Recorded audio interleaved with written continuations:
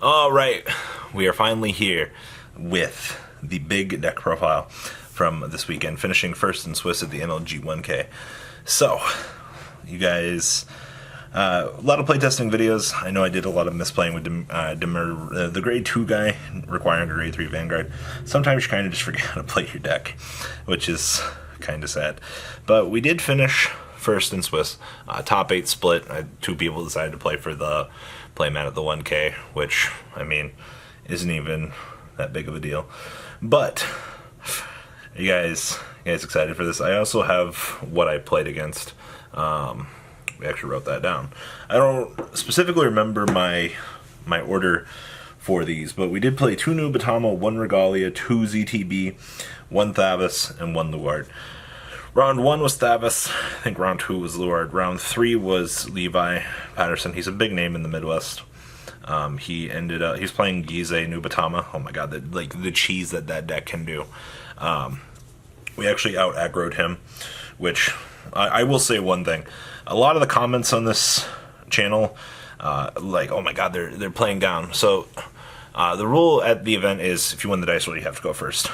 I won 6 of my 7 dice rolls, so I had to stay down 1 additional turn and play the grade 1 game. And luckily, Mr. Draco Kid in here is a 7K base, which allows me to play that grade 1 game with stand triggers and other things. You can really apply the pressure on your opponent because things get very dangerous. A lot of people make a lot of dangerous 1-to-pass moves, especially in the grade 1 game like that. But you have to play a game state, especially against Nubatama. One of the reasons why I'm playing Rewind Tiger in here is just for that. Round 4 was Regalia, I think. Might have been round. No, round. I only know it was round 6. No. Round 4 was the mirror. Round 5 was Regalia. Round 6 was the mirror again. And then round 7 was back against another Nubatama player. Who actually, when you have the G Guardian, you have the G Guardian. I won game 1 against him. Game 2, we did not get a 2. And when we finally got a 2, our Chrono Dran whiffed. Like, what a time to be alive. And then the ZTB mirror round 6 was insane. We both made Heritage, both took additional turns, and then went even further beyond that. Like, it's a very interesting game, to say the least. So, for those of you that have been asking, this is my current ZTB list with all my mythology. You can tell me how wrong I am, but it worked for 7 rounds, so we can't complain. This card is actually insane. Being able, my favorite play is, like I said, you play the grade 1 game an additional turn. This is a 7K attacker. You get to drop this in the graveyard. And you get to strike for free. Literally any grade 3 plus opening up this card is free for strike for essentially the rest of the game. So much value. You're allowed to play the deck as slow as you necessarily want to. I will tell you this, there were a few things in my extra deck I didn't go into, but there's so much insanity here. A couple times where I wish I actually played 7 grade 3s, but it's fine. And then 2 copies of this. I know, first thing you're going to say, well, why are you playing that? Gize No Seal. Do you know how many fucking times you are on 1 counterblast the entire game? I know a lot of people like Bull. I know a lot of people like the counterblast 1, bind it, draw a card. Sure. But being able to call this off of an Avenir Phoenix turn, call a Pulsar Cruiser and this, yeah, that's insanity, especially because you can open the damage. Like, what the hell? This card is nuts. I have absolutely no reason playing 2 of this, or feel bad for playing 2 of this. This card is it's value in value. Starter, Chrono Dran. Nothing to really say about this. This card whiffs all the time. This card doesn't actually have a good effect. If we get a 1 or a 3, well, we're blessed. Triggers, 4 Hamster. This card's broken. This card needs to be banned or limited or something. Being able to extend, going into a turn, like if you first stride Avenir, your opponent has 6 cards in hand, your opponent's dead. As long as they're at 5 damage, you have this in Avenir to build 2 more columns. Your opponent can't take the defensive trigger, so taking 5 attacks plus the Vanguard swinging in, like, this applies for the 6th attack. Like, as long as you build a second or third column, like, this something has to happen to this. This card is nuts. Like, the thing I found against playing Nubatama was pressure, pressure, pressure. And that was the thing I went into this tournament thinking about, was you pressure them so much, especially things like this, you kill them on the first stride. If they Renai you and then you have to kill them on the next turn, if you're getting into the second Renai turn, you're dead. You have to play the deck very aggressively. I know a lot of people don't like this. A lot of people have gone to Heartthump. I'm playing Rewind. This card right here is the reason why I'm not playing Heartthump. My luck, I will bind Heartthump all the time, and we will lose advantage, and I like wasting Counterblast.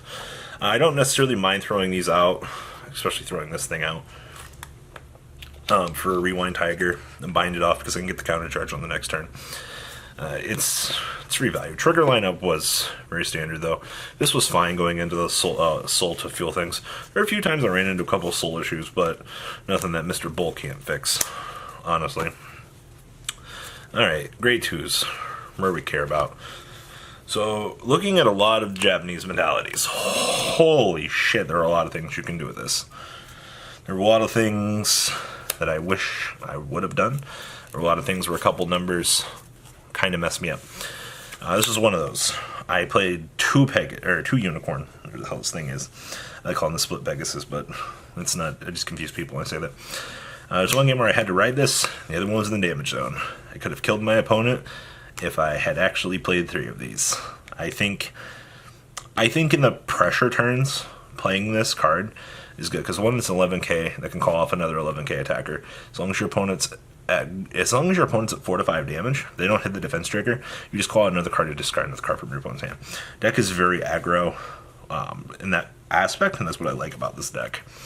One Soul Blast 1, you're on grade 3, kill your opponent's starter, the guy. Also a 9k that also gets to attack. This card is also called Call Me behind Rewind Tiger at 2, and enjoy binding your free card so your Tiger can intercept on the next turn. 4 copies of Rewind Tiger. So, I got a lot of shit from my squad for playing this. I understand why, but my logic behind this was 10k attacker that can intercept. I get an additional card to my hand for Counterblast 1 on grade 2. The early game is so very important in this deck that I feel that you have to maintain it. There's things like this. I'm playing 2 copies of this.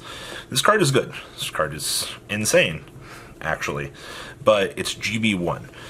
In matchups like Nuba, or even the mirror match, where I feel it's very important to take the first stride, you have to put the value in things like this to do that. And like I said, I played down at least half of my games, 1 additional turn at grade 1, to ensure that I could take the first stride and try to go for the quick kill. There's not a lot of things that you can do about it, but this deck, it really likes the first stride, especially Avenir. 4 copies of Wandering Doodle 10k. I did give some consideration to Chronospin. I'll be completely honest, Chronospin was a option, something I was considering, but to be honest, I think this lineup was good. The only thing I might consider was cutting this, but this came up in one scenario, and I was fine with that. Also remember, kids, you can't call unicorn off a unicorn. Fun fact.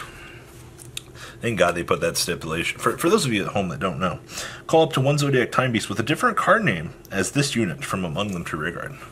Thank you, Unicorn. Yeah, that's my grade 2 lineup. Love controversy. Grade 1 lineup should be as stable as it comes. 4 copies of Arca. Nothing really to talk about there. 1 copy of this guy. I know a lot of people have kind of cut this, but Soul Charging in 7k. Yeah, this card also says you can call me turn 1 and attack. Let's see here. 3 copies of this. This is very standard. I don't see any reason to play more than that. 4 Draco Kid. Oh, this card is bonkers. The card is definition of value. 2 copies of this. Sometimes I kind of want a 3, but just because it makes your life easier to stride for free. But outside of that, I mean, I think this lineup was fine. That's just the main deck, at least. Literally just aggro your opponent the deck. So many people don't know how to play the appropriate grade 1 game. It's actually just kind of insane. Fun stuff. Alright. Let's talk about the first thing that matters. This card is the nuts.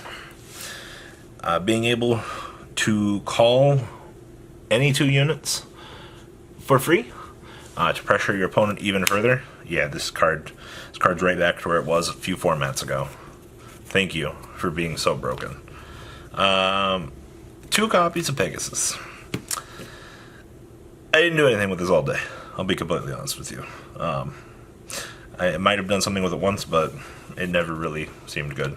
I know you split the 3, that you time leap there 2 into your 3 and then you split it, but I like Avenir.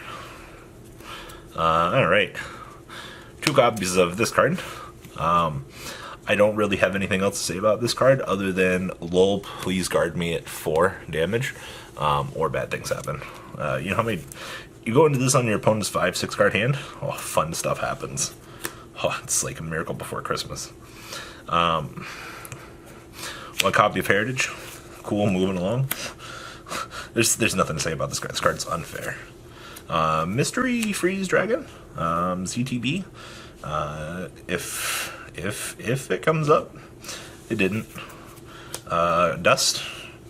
I never had the second name. There were 2 times where I wanted to Dust, but I just never had the Chronicle ran.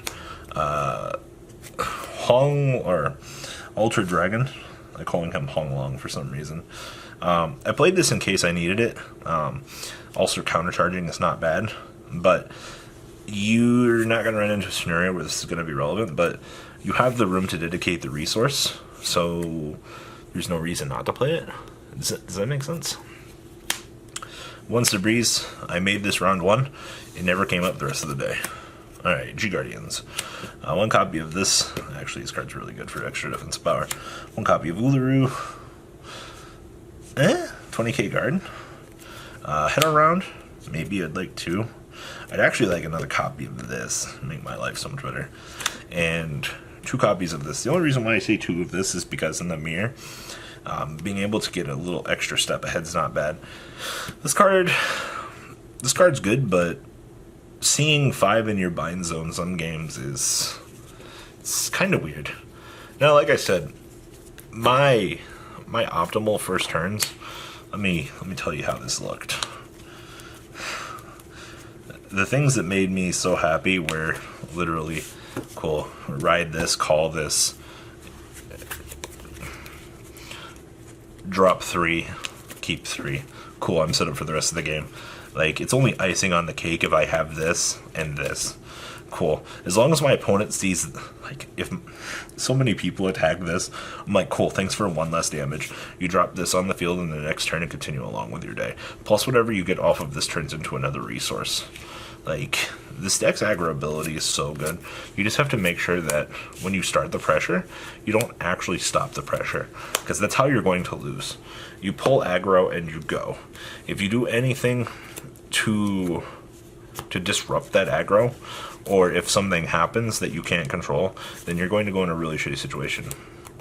And it's just, it'll spiral out of control. But that's all I got for you guys on this video.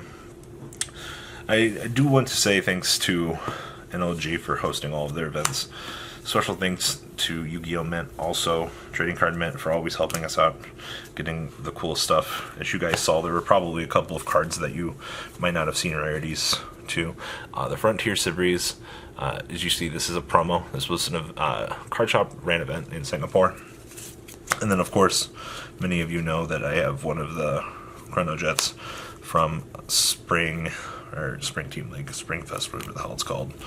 So, little interesting things like that. But, hope you guys enjoyed. That's all I got for you guys this video. Hope you enjoyed. Technically, this is a first place deck profile, but first and Swiss only. Alright guys, peace out. That's not all, card fighters. Please subscribe for more Cardfight Vanguard content.